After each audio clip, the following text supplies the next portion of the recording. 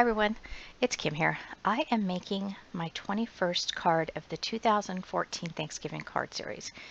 This is also the Just a Scrappin Design Team weekly challenge, which is use embossing powders.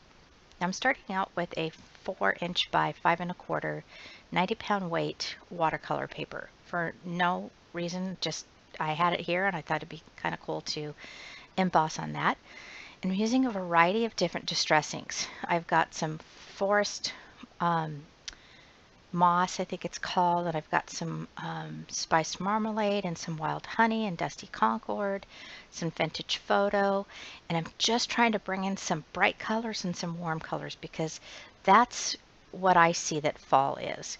Now, here in Central California, we don't have a fall season. I mean, there's a few trees around here that do turn color, but it's nothing like Ohio or I've been to Connecticut in the fall, and it's not anything like that. But I do know what fall looks like.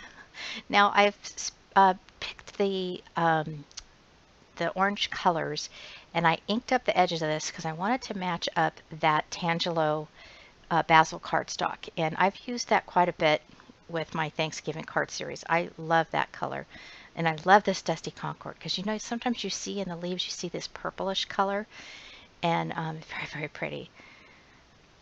So I'm just pulling that in to the sides and kind of maneuvering it all around that piece of paper there.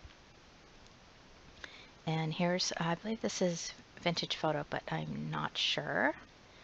And I'm kind of trying to tone down that yellow. It was a little bit too bright. So, but I did want some of it to show. I didn't want to cover up the whole thing. And that's a new color that I just got. Michael's had Tim Holtz inks on sale. Buy one, get one half off, I think it was. And so I was all excited about that. And I'll leave a list of the colors that I used if you guys are interested in that. And I am almost done. Okay, now at this point, I was looking at that and I thought something's missing here. So I went ahead and I used my embossing buddy and I got out my archival ink, and I'm going to put the stamp that says A Season for Giving. Now, if I kept it all one line, it was not going to fit on the card. So I set it down and I thought, you know, I better just lay that one piece on the actual card and line it up that way, and then I'll know where I want to stamp it. And I love that acrylic block. I had got that a while back, and kind of did some reorganizing in my craft room, and I came across it and thought I would use that for this. And I got ink on my acrylic block, so pardon my arm there. I wanted to clean that off because I didn't want it stamping on that piece of paper, and I stuck my finger in it. That's very normal for me to do. I was afraid I was not in the frame of the camera, so I moved it up a little bit, and I'm giving it a real good push, and it came out very crisp. I love it. That stamp set came from a Recollections stamp set of leaves and all kinds of different Thanksgiving sayings that I bought a couple of years ago. I've used the heck out of it, and I dropped one of the leaves on the floor somewhere. I can't find it, so I guess when I vacuum in here I'll find it, or hope I don't vacuum it up. Okay, so here's this embossing powder. It's from Stampendous, as I said, but it's flaky like. I don't know how to explain it, but this particular one, it looks kind of bronze.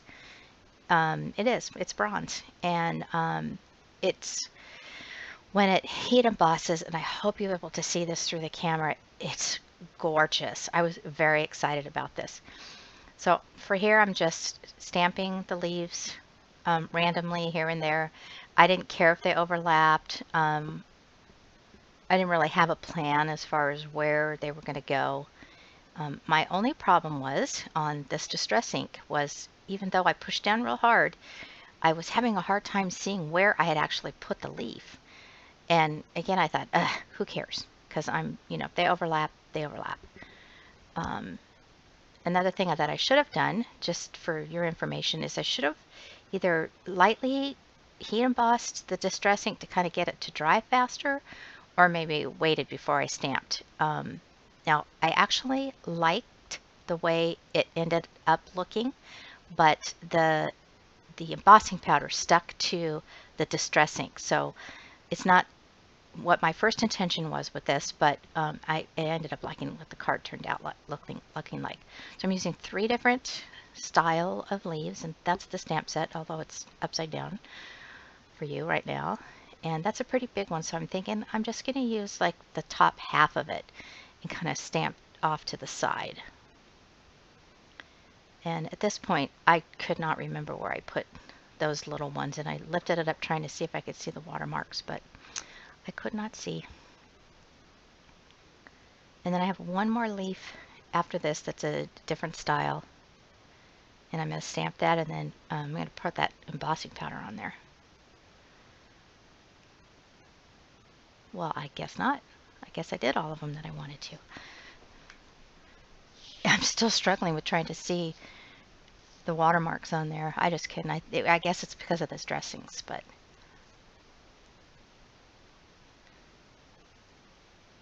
yeah, I did see one spot up at the top there that was empty, so I went ahead and put another leaf down there.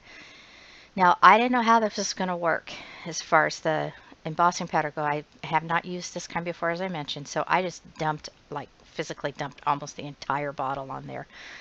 And it stuck to the distress ink. But you'll see here in a minute, it made it look so unique. And I'm just using my tweezer there to knock some of that off. I dropped it. I just forgot to pull out my paintbrush. I do that every time I do heat embossing. But see how it's kind of stuck here and there? But I liked how it was in like this curving line. I thought it added character to the card.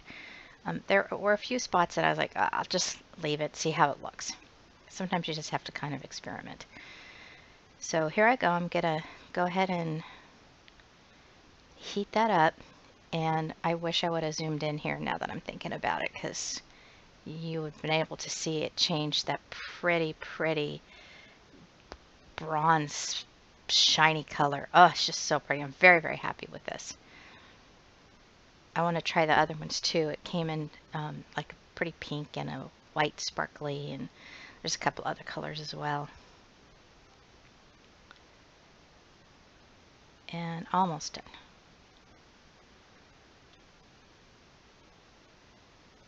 Just going over it one more time.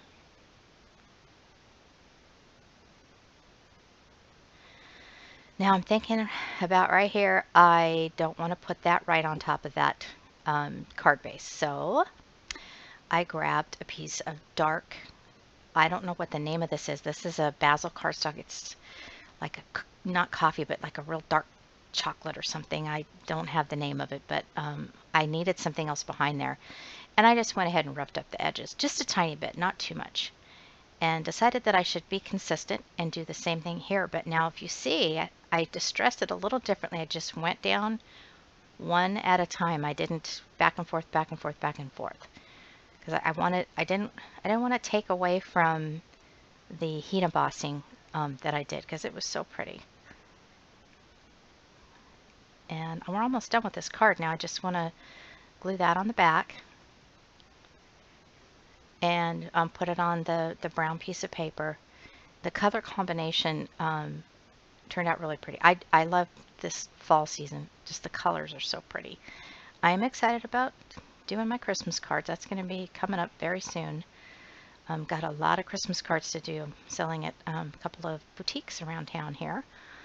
And so I'll be busy for a while. I like it though. This time of the year is a lot of fun for crafters. I thought of some things I wanted to make for my front door too for Halloween coming up. So I got that on the list. All right, everybody. Thanks so much for watching.